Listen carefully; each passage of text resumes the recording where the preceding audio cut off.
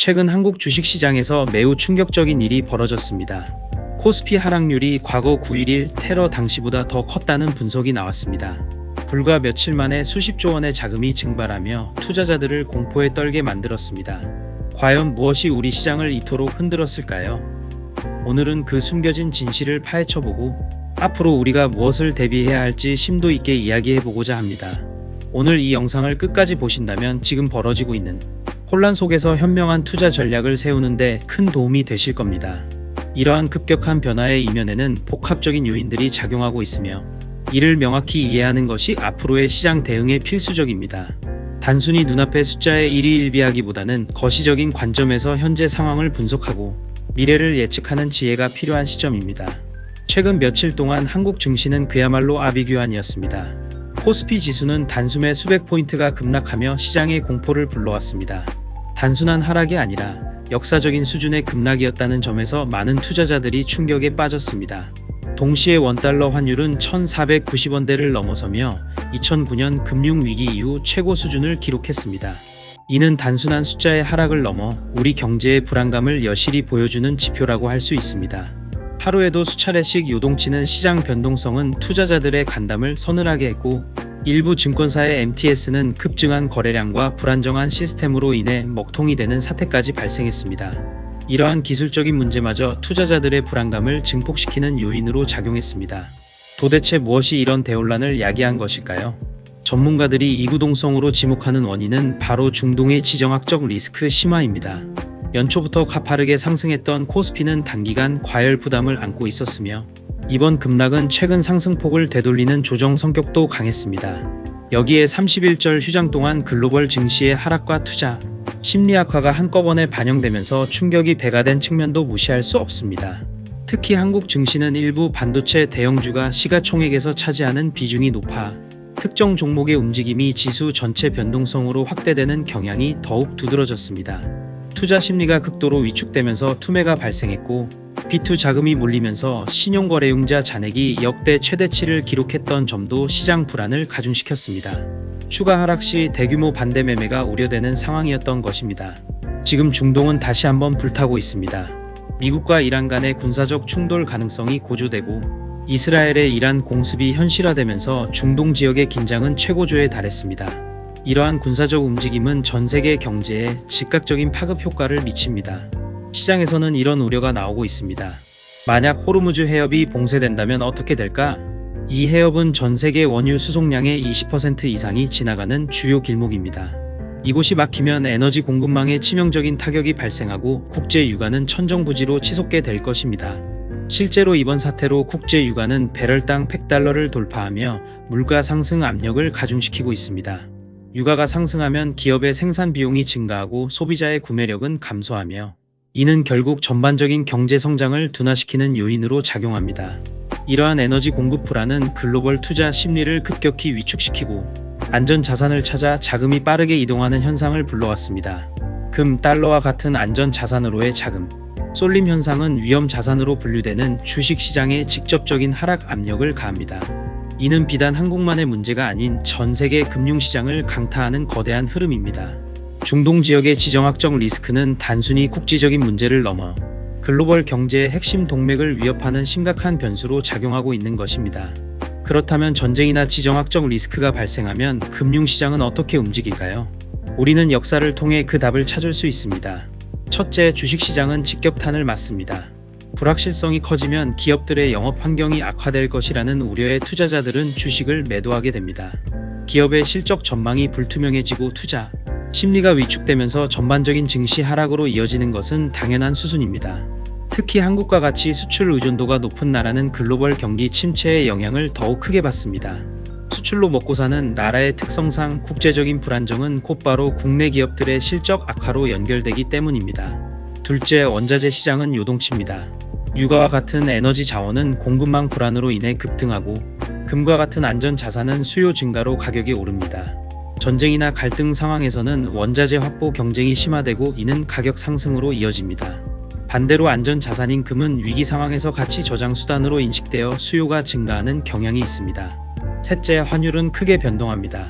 달러와 같은 기축통화는 안전자산으로 분류되어 강세를 보이고 위험 회피 심리가 작용하면서 원화와 같은 신흥국 통화는 약세를 면치 못합니다. 투자자들은 불확실한 상황에서 안전하다고 판단되는 달러를 선호하게 되고 이는 원달러 환율의 상승을 부추깁니다. 이러한 복합적인 요인들이 어우러져 금융시장의 불안정성을 증폭시키는 것입니다. 시장에서는 이런 우려가 나오고 있습니다. 중동 리스크가 장기화될 경우 글로벌 경기 침체 가능성까지 배제할 수 없다는 것입니다. 이러한 지정학적 리스크는 단순히 단기적인 충격을 넘어 장기적인 투자 환경과 경제, 성장 경로에도 영향을 미칠 수 있는 중대한 변수입니다. 특히 한국 증시에서 외국인 자금의 움직임은 매우 중요한 지표입니다. 한국 증시는 외국인 투자자들의 비중이 상당히 높은 편입니다. 약 3,040%에 달하는 외국인 비중은 국내 증시의 향방을 결정짓는 핵심 요소라고 할 수 있습니다.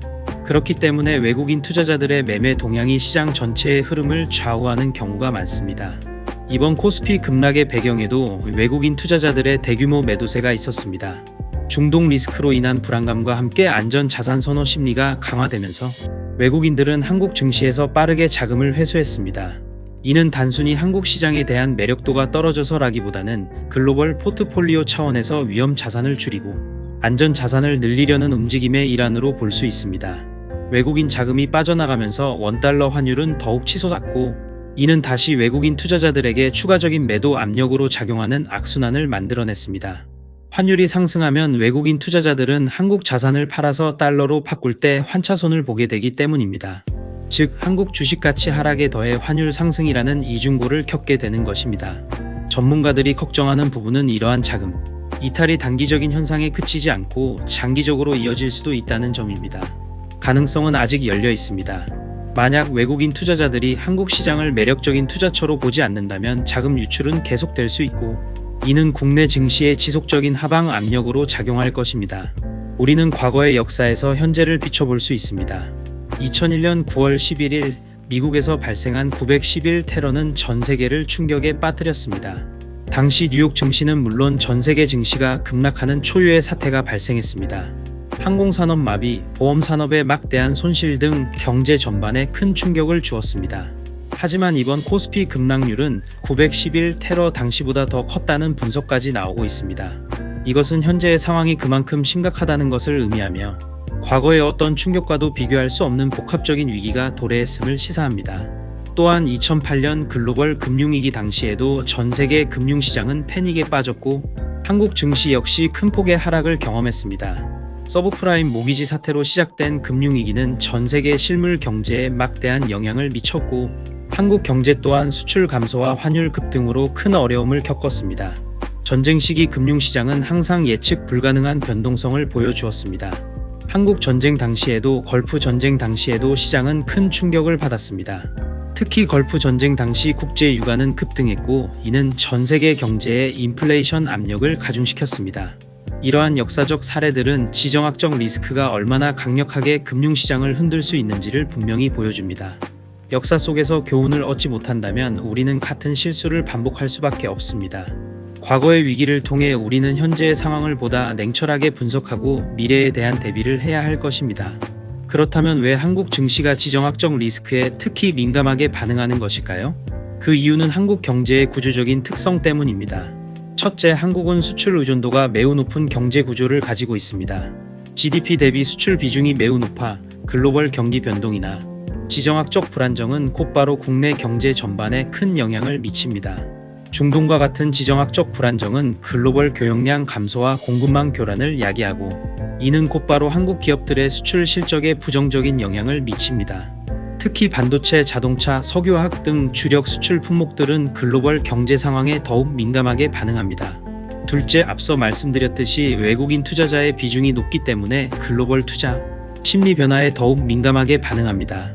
외국인 투자자들은 국내 증시에 큰손 역할을 하며 이들의 매매 동향은 시장의 단기적인 방향성을 결정하는데 결정적인 영향을 미칩니다.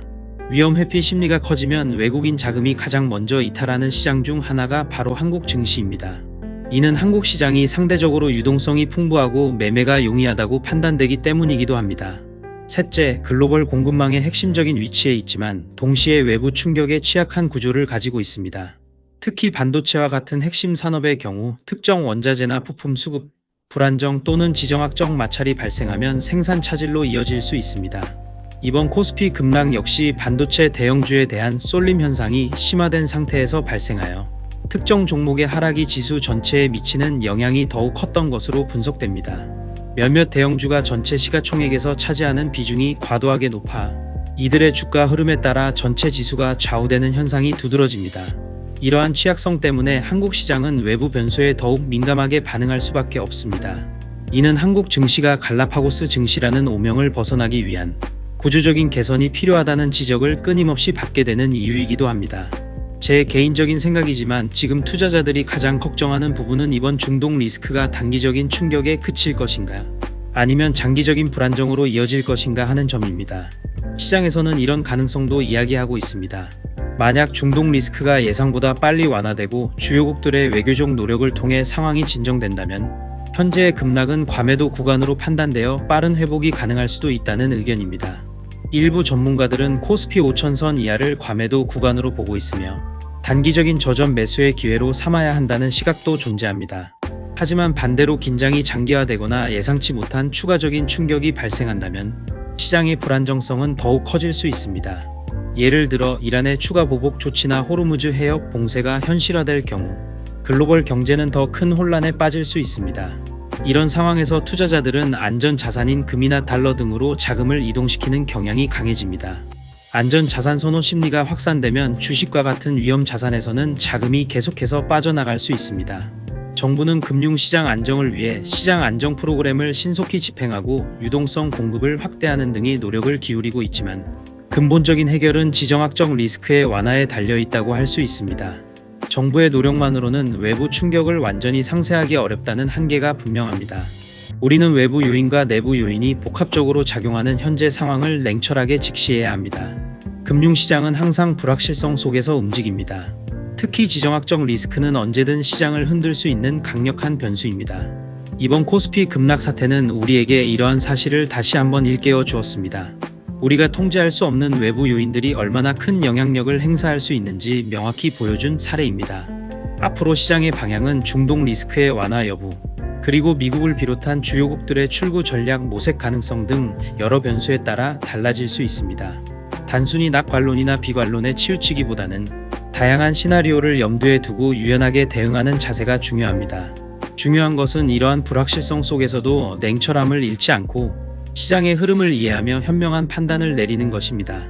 모든 상황이 분명해진 후에 움직인다면 이미 늦을 수 있습니다. 정보의 홍수 속에서 핵심을 파악하고 신뢰할 수 있는 분석을 바탕으로 자신만의 투자 원칙을 세우는 것이 중요합니다. 지금은 앞으로 다가올 변화에 대비하고 준비하는 것이 가장 현명한 투자의 자세일 것입니다. 투자자 여러분께서는 단기적인 시장 변동성에 현혹되지 마시고 장기적인 관점에서 포트폴리오를 점검하며 위기를 기회로 만들 수 있는 해안을 가지시길 바랍니다. 불확실성이 상존하는 시대, 준비된 자만이 살아남을 수 있습니다. 감사합니다.